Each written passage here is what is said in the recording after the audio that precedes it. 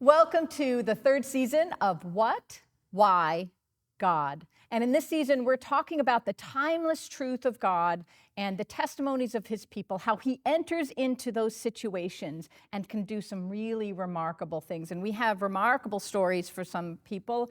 And they're not just the stories of, I've just converted to Christianity. Sometimes it's the little things. Your whole life can be a testimony if you just listen to what God wants to do in your life. And today I have with me Steve Manley. He's one of our elders here. And we were talking about the problems with job loss. And he said, well, I've certainly gone through that. And when he was a young married man with his wife, Carol, they had a couple of young kids in Midland, Texas. He experienced this for the first time, and it was quite jarring. So tell me, what happened? Well, I had gone to work for a new company that was a startup and was working at least 60 hours a week, every week, oftentimes more than that, gone from home a lot. And the price of oil went to $10 a barrel. So $10 oil is not profitable for just about anyone. So I came in one afternoon after doing some work in the field and was called into the president's office and was told, myself and the other engineer were told that we no longer had a job and the company was going out of business.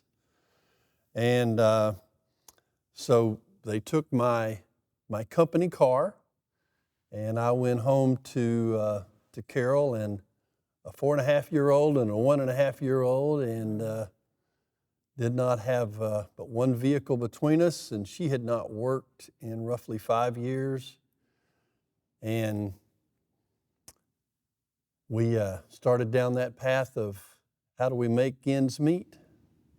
So yeah, that's kind of a scary proposition. You don't have any income coming in. And so, as you just mentioned, ends weren't meeting. So what opened you up to asking God to enter into this situation? I mean, what was the... Well, within about a week, I supposedly had interviewed for all 3 jobs that were advertised to be available there in Midland. I don't know that any of them ever were filled. 3 jobs. 3 jobs. And in a town of that time of probably about 70,000 people, mostly associated with the oil industry. But soon there were many men and women, geologists, engineers, working at 7-Elevens or McDonald's. Homes went on the market, and many of them sat vacant for months, years before they were purchased or went back to the bank. It was a really, really A lot rough of people time. lost their homes and all that sort of stuff. Yeah. For sure. Yeah, yeah. And so immediately I began doing whatever I could to try to bring in some income. And Carol had not worked since she had our first child. And at that point in time, we had the one vehicle, and a friend of ours, a relatively new friend, but a good friend, loaned us a car. And that allowed me to get out and do some things to try to put a little bit of money in the bank. Mm-hmm. And you said you leaned on God quite a bit during this time, well, right? after those 3 supposed job interviews and nothing coming of them, I was like, okay, God, we're here. We are yours, and there is nothing that we can do. Mm-hmm. There's nothing I can do to make this situation go away, and it's up to you. Mm-hmm. And for whatever reason, even at, what was I, 30 years old, I was a young pup. It became easy to say, God, this is your deal. Take care of it, and to just leave it at that. And I continued to do anything that I could to make a little money and all. But I knew that God was going to have to come to the rescue. Yeah. And then when he did and a job became available, tell us about how did that all work out? Um, And how long did that take? yeah, there were, you know, little backtracking here. Engineers are problem solvers, and I knew real quick that I didn't have a solution to this problem, and but I did know who could take care of this, and so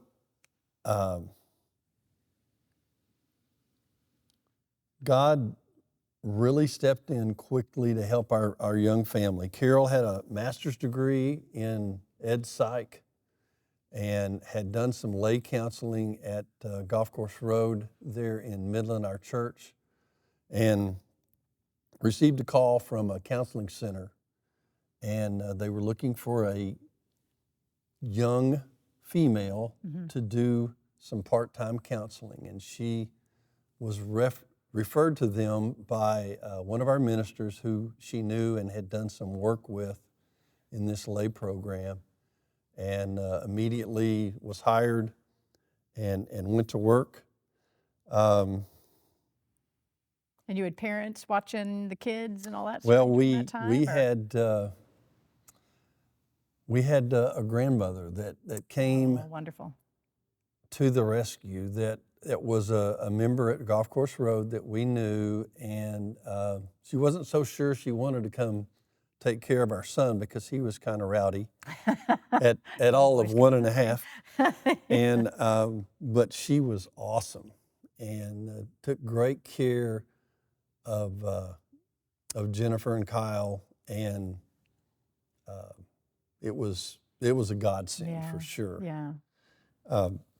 So Carol's job came together rather quickly. We kind of moved on and did what we could to just get along. But after about 8 months after the job loss, a job came open there in Midland with the company that had been the financial side behind the previous company I was with there. And supposedly there were 200 resumes submitted for that job. Wow. There were at least 200, I'm sure. There were a ton of people out of work. And so I applied, and I had a little phone interview or visit with the vice president of operations of that company. And then he called me to go out to dinner. And so I met him for dinner and answered a few questions, and whether they were my answers or God was telling me what to say, out of those 200 candidates, I was offered the job about 3 or 4 days after that, that dinner. And, we had gone 8 months without a, quote, paycheck, 8 months without a vehicle, and through all of that time period, we did not have to draw anything out of savings. It was amazing. I mean, our splurges consisted of a kids' meal at Fuddruckers where all of us could eat for less than $10, but we had a good time. So I was hired by them, opened an office a few months later, hired a staff, and Carol was continuing to do her counseling and adding some college hours so she could become a licensed professional counselor. And we were back living the oil and gas high life. You said you'd built a house too? We had bought a lot several years earlier and paid it off, and then decided, okay, it's kind of now or never, and it probably should have been never, but we had designed a house and we built it. Jennifer started elementary school. We loved our new house. And then the oil industry had not improved. Oil price was still very low. And the company went through some other changes. The new company did. And one of the things they chose to do was to close that office that I had opened there in Midland. So at this time, there weren't even the 3 jobs potentially available in Midland that had been there. So boom, you 3 lost years your earlier. job again. So Yeah. I was out of work again. Wow. Lost another company And car. that was how long were you in that job? About 2 years. 2 years. Yeah, 2 Yeah, years. that's not an unusual thing, unfortunately, for people in the oil and gas industry, Yeah. right? And it's certainly not unusual these days. We have a lot of people going through that, and so to have a second job loss, that must have been just like, hey, I thought we were on the right track. So Yeah, we were devastated. You know, Yeah. we had a new home. bigger, scarier. Uh, Yeah. a child in first grade. Carol had started her career, and I was losing what was basically a dream job for me. Mm-hmm.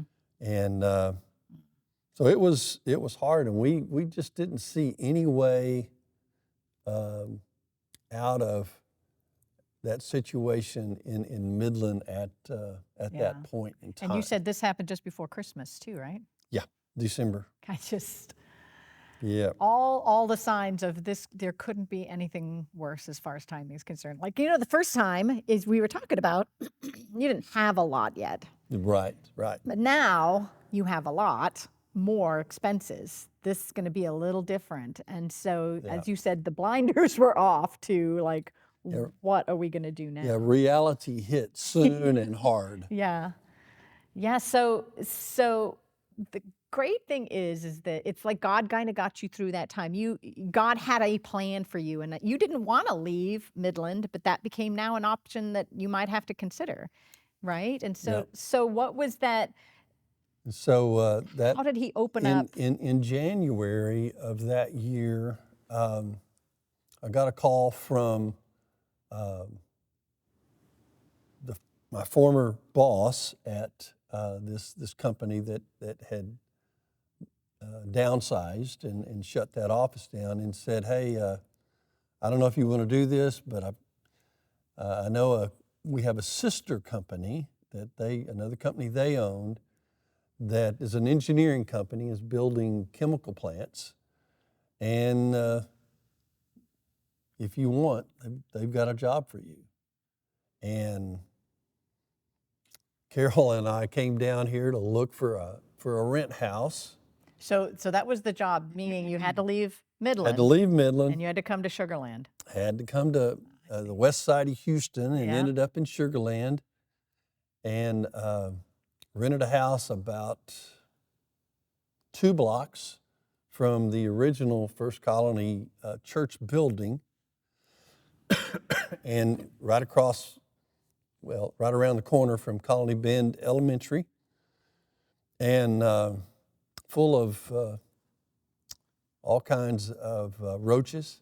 Oh, But we made our way there, and on Valentine's Day, I drove down here and went to work that following day. Valentine's Day was a Sunday. Went to work at my new job, and I was like a duck out of water. I was Because it's not oil and gas. totally lost Yeah. at how to do this, but figured it out.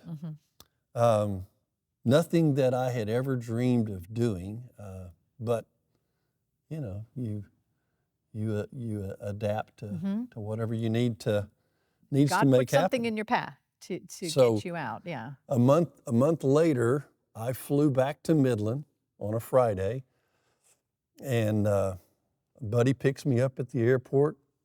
He drops me off at the house. I walked through our new house one last time. Carol had the movers load everything up, and they were already on the road, and we jumped in the Suburban with a cat, a dog, and a pregnant cat and 2 kids, and headed to Sugar Land. And didn't really know what lay in store, but we were quite sure that God was at the wheel, whatever that might look like. And it's not ever necessarily been the ride that we had imagined or planned, but it's been a good ride. And so you had mentioned too that some of the reason that you feel like you've got some of these opportunities is because you didn't burn any bridges. You didn't get mad at anybody. You didn't take it personally. You knew that it was a business decision. So sum up for us what you learned through this, and what scriptures or advice would you give to someone who's possibly going through this right now, and how to lean on God? Well, I think that it's important to do whatever you think needs to be done in that situation. You don't just leave it in God's hands and sit back and relax. You continue to work at it, but you stay open to His leading. You stay open to opportunities that maybe are a little bit foreign to you. You lean on Him and ask Him to lead you. And I think that oftentimes God is there, God is willing to help, but we have to open the door, and we have to ask Him, what do you want, Father God, for us? What do you want for us in our future? I like that too, because it's, we always ask God to be clear, and when He is clear, it's not always clear to us, because, well, that's not really what I was asking for. You know what I mean? Yeah. So you could be like, I interviewed for all these jobs, but I didn't get any of them. So the clear answer is those weren't the jobs for you, but at least you're looking in the different areas, right? Yeah.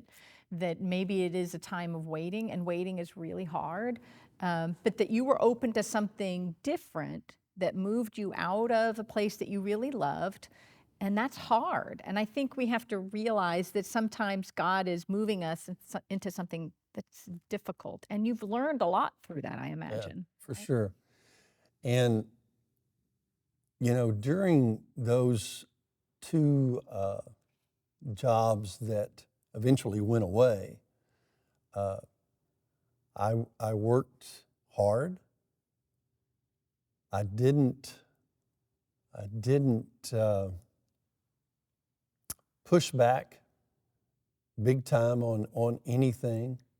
I stayed the course, and I think that it was counted positively to my account that I did continue to do whatever I could to make the company profitable and to accomplish the goals that the company had. And I think that those things were borne out in both of those jobs coming open, and me being who was selected there for those job opportunities. And I wasn't perfect. I didn't always do everything perfectly, but I worked hard, and I think that that was counted as a positive in the eyes of those vice presidents that eventually called me back and said, "Hey, we've got something for you." That's a wonderful thing. So, like I was thinking about Psalm 139, which talks about God knows who you are and what you need, and also Matthew 6:25 through 34, where he tells us not to worry because he clothes the flowers and the birds and don't need to worry about what they're going to eat. And I think that if we kind of have that as a mantra, right? That God is in control, God knows better. And I was telling something like this to somebody, a 2-year-old doesn't want that cookie because they don't realize the big meal's coming. Or they want the cookie, but you say no because the big meal is coming. And so it's really hard for us because we're almost like 2-year-olds sometimes, but we have to be that trusting that God has something better. So. And I always try to think of work as if you're working for the Lord. And sometimes that's not easy. That doesn't always come natural to us. But if you're working as if it's for a cause bigger than you, that's probably going to end up being a better task and a better accomplishment than what it would be if you're just trying to get through that task and go to the next one. Yeah, I love it. Well, thank you so much for telling us your story, Yes. sharing your testimony of how God entered into your life. I really think it's something we all need to hear. No matter what situation you're going into or what you're going through, God is there. He's knocking at your door. He's asking you to open it and just let him in. And as Steve has just told us, he was working in their situation too. Thank you so much for joining us today. I hope this meant something to you. We'll have some more scriptures and things in our description. And don't forget to check out our seasons 1 and 2 if you want to find out more about who God is and answer some questions that you might have. Don't forget to like, share, and subscribe. And we will see you next time.